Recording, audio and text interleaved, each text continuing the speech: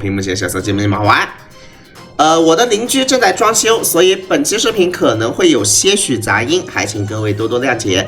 同时，提前祝屏幕前的所有人国庆快乐。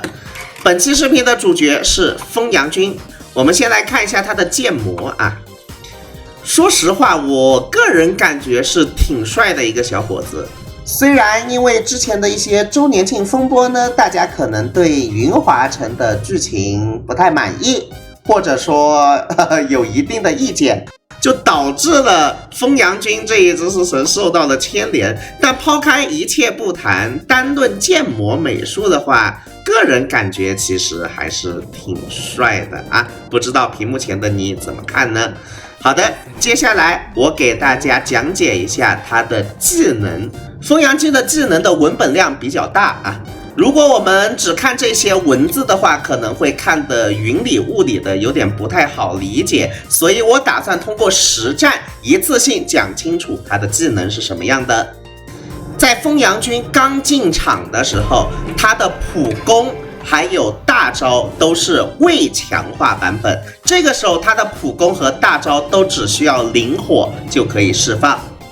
未强化版本的普攻就是平平无奇的造成125%的伤害，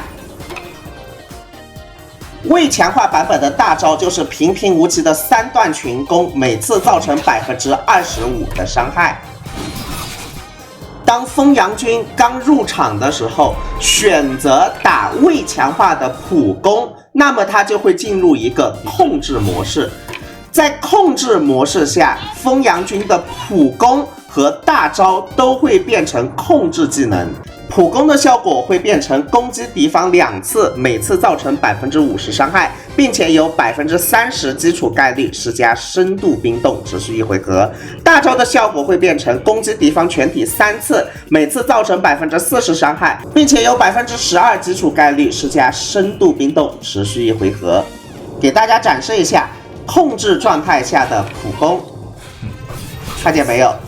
深度冰冻住了一只跳跳拳。再给大家展示一下控制状态下的大招，群体都给深度冰冻住了。如果风阳君开局的时候选择打未强化版的大招，那么他就会进入一个输出模式。我来给大家看一下。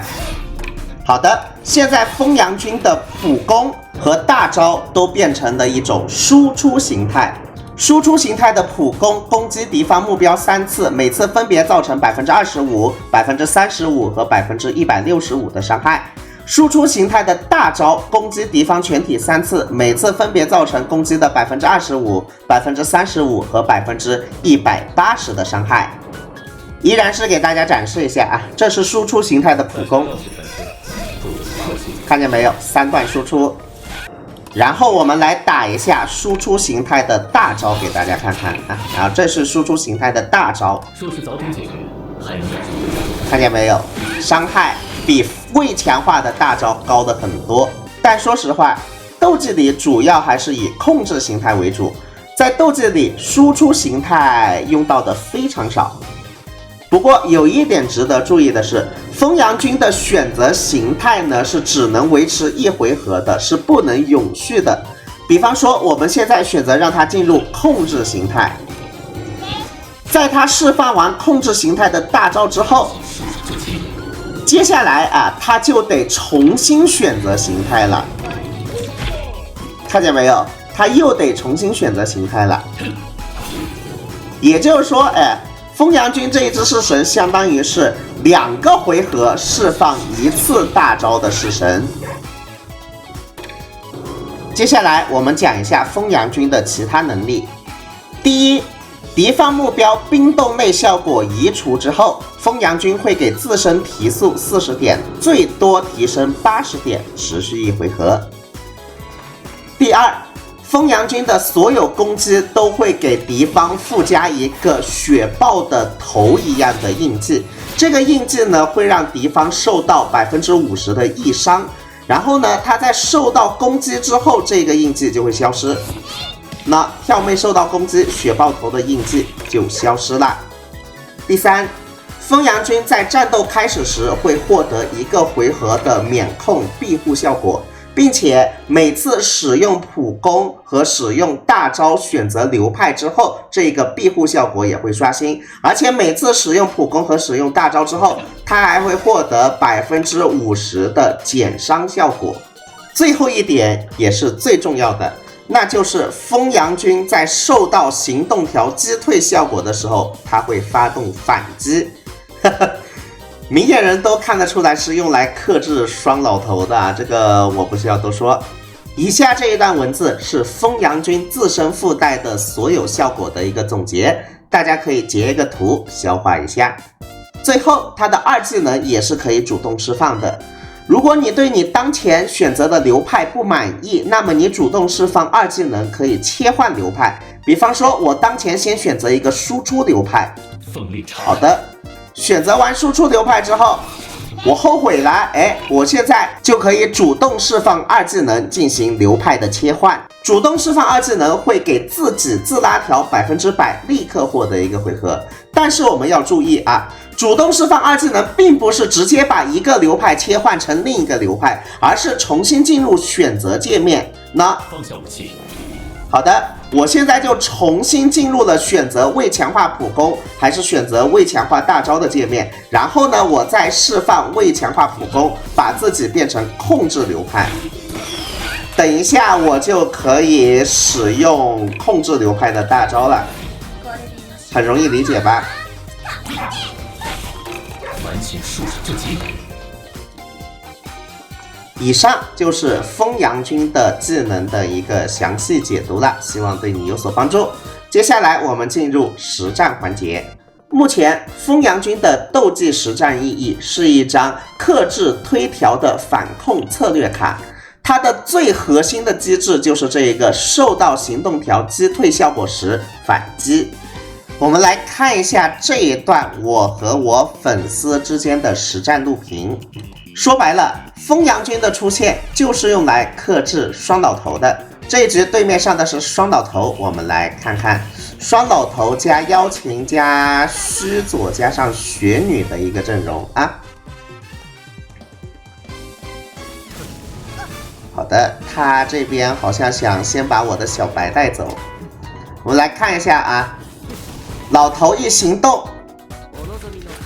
就会给我方全体推条，然后这一边我就反击把老头冻住。